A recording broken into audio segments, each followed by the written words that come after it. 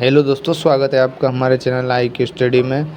इस वीडियो में हम 8th ग्रेड अभ्यास पुस्तिका गणित कक्षा 7 का अध्याय 1 पूर्णांक को डिस्कस करेंगे और उसके बारे में बताएंगे कि क्या दिया हुआ है नई किताब में। चलिए वीडियो को स्टार्ट करते हैं। लाइक करें, शेयर करें और सब्सक्राइब करें। पहले अध्याय का नाम है हमारा पूर्णांक।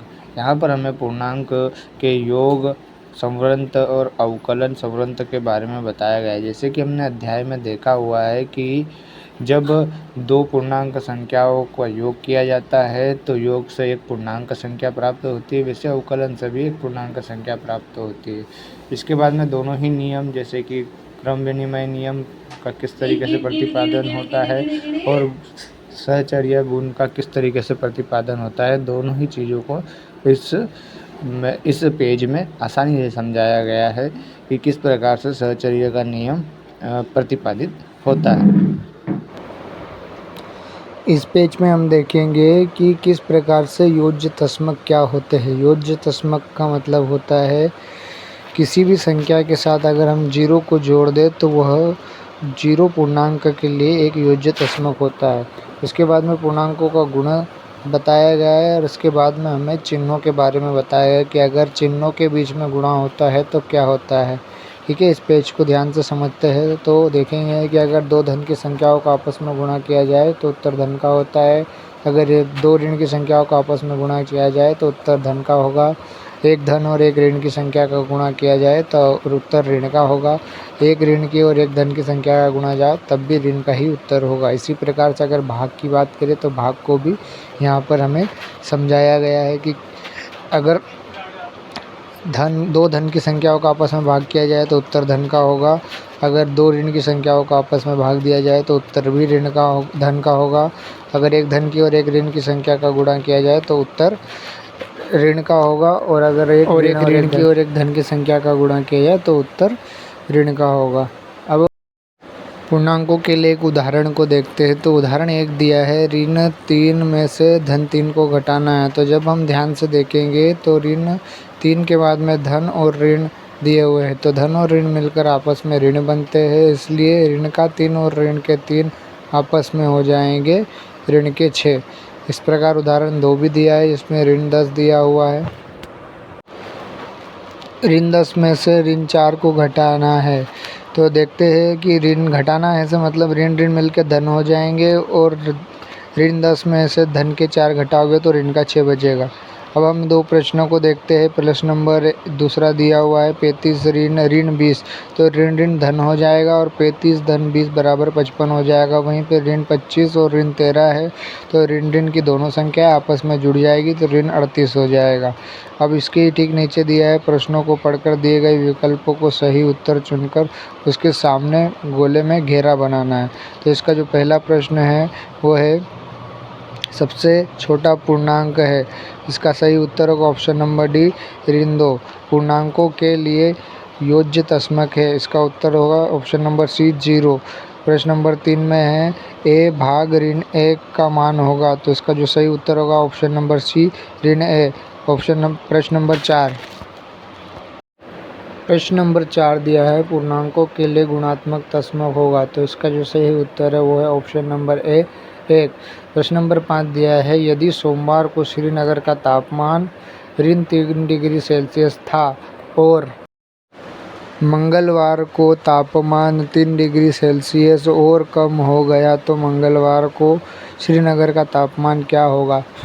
तो पहले 3 डिग्री सेल्सियस था और फिर उसमें से -3 डिग्री सेल्सियस हो गया, तो -3 डिग्री सेल्सियस और -3 डिग्री सेल्सियस -6 डिग्री सेल्सियस हो जाएगा। प्रश्न नंबर 6 है एक ऐसा पूर्णांक युग्म लिखिए जिसका योग ऋण 3 हो। तो यहाँ पर हम लिख सकते हैं ऋण 8 धन 5, क्योंकि इसका उत्तर ऋण 3 आएगा इसलिए। वहीं प्रश्न नंबर 7 है एक ऋणात्मक पूर्णांक और एक धनात्मक पूर्णांक लिखिए जिनका अंतर ऋण 8 है। तो ऋण 11 धन 3 बराबर, इसका उत्तर ऋण 8 होगा। प्रश्न नंबर 8, यदि किसी भी पूर्णांक को ऋण 1 से गुणा किया जाए तो क्या प्राप्त होगा। तो हल में देखेंगे कि किसी पूर्णांक को ऋण 1 से गुणा किया जाए तो 7 गुणित ऋण 1 बराबर ऋण 7 ऋणात्मक हो जाएगा। प्रश्न नंबर 9, मान ज्ञात कीजिए। ऋण 42 गुणा 12। ऋण 42 गुणा 12 में हम देखेंगे 40 को हम ऋण 40 और ऋण 2 में लिख सकते हैं। फिर उसमें गुणा हम 12 का आसानी से कर सकते हैं। तो 40 में 12 का गुणा करोगे तो ऋण 480 और 2 में 12 का गुणा करेंगे तो ऋण 24। दोनों को जोड़ेंगे तो ऋण 504 हमारा उत्तर आएगा। प्रश्न नंबर 10 को देखते हैं। प्रश्न नंबर 10 है, ज्ञात कीजिए ऋण 125 भागित ऋण 25। तो इनको ध्यान से देखेंगे तो ये 5 के ऊपर 5 गुणा 5 गुणा 5 ऋण को बाहर ले लेंगे और नीचे 5 गुणा 5। अब देखेंगे ऋण से ऋण कट जाएगा और 2 5 से 2 5 कट जाएंगे, 1 5 बच जाएगा। तो यही हमारा उत्तर होगा, 5 हमारा उत्तर होगा। प्रश्न नंबर 11, दोपहर 12 बजे तापमान 0 से 10 डिग्री सेल्सियस ऊपर था। यदि यह आधी रात तक 2 डिग्री सेल्सियस प्रति घंटे की दर से कम होता है तो किस समय तापमान 0 से 8 डिग्री सेल्सियस नीचे होगा? आधी रात को तापमान क्या होगा? तो इस प्रश्न को ध्यान से देखोगे तो दोपहर 12 बजे तापमान 10 डिग्री सेल्सियस है। आधी रात तक को कुल घंटे होते हैं 12 घंटे। प्रति घंटा कम होना तापमान कितना हो रहा है? 2 डिग्री सेल्सियस। तो कुल तापमान में कितनी कमी आएगी? 12 गुणित 2 मतलब 24 डिग्री सेल्सियस कम होगा।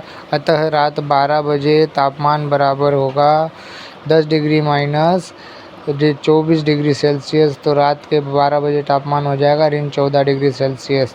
प्रश्न नंबर 12, मान ज्ञात कीजिए। 11 भागित ऋण 2 ऋण 1 धन 1। तो हम यहाँ पर देखेंगे कि 11 भागित ऋण 2 धन 1, ऋण और दोनों भाग का पहले तो चिन्ह बनाएंगे। 11 बटे ऋण 2 धन 1। 2 धन 1 का मतलब है ऋण से धन की संख्या घट जाती है, तो 11 बटे ऋण 1 बचेगा और उत्तर होगा ऋण 11। अब चलते हैं प्रश्न नंबर 13 पे। वितरण गुण का उपयोग करते हुए मान ज्ञात कीजिए। 70 गुणा ऋण 19 धन ऋण 1 गुणा 70। 70 दोनों जगह पर दिख रहा है, इसलिए 70 को हम बाहर ले लेंगे। अंदर बच जाएगा ऋण 19 धन ऋण 1। दोनों ही संख्या ऋण की है इसलिए आपस में जुड़ जाएगी। 70 गुणा ऋण 20। इसका जो उत्तर होगा 7 दूनी 14 अर्थात ऋण 1400। प्रश्न नंबर 14, ऋण 5 गुणा 4 से शुरू करते हुए ऋण 5 गुणा ऋण 6 तक ज्ञात करना है। तो ऋण 5 गुणा ऋण 4 बराबर हो जाएगा 20। ऋण 5 गुणा 3 बराबर हो जाएगा ऋण 15। ऋण 5 गुणा 2 हो जाएगा ऋण 10। ऋण 5 गुणा 1 हो जाएगा ऋण 5। ऋण 5 गुणा 0 हो जाएगा 0। ऋण 5 और ऋण 1 बराबर हो जाएगा 5। ऋण 5 गुणा ऋण 2 बराबर हो जाएगा 10। ऋण 5 गुणा ऋण 3 बराबर हो जाएगा 15। ऋण 5 गुणा ऋण 4 बराबर हो जाएगा 20। ऋण 5 गुणा ऋण 5 हो जाएगा 25 और ऋण 5 गुणा ऋण 6 हो जाएगा बराबर 30।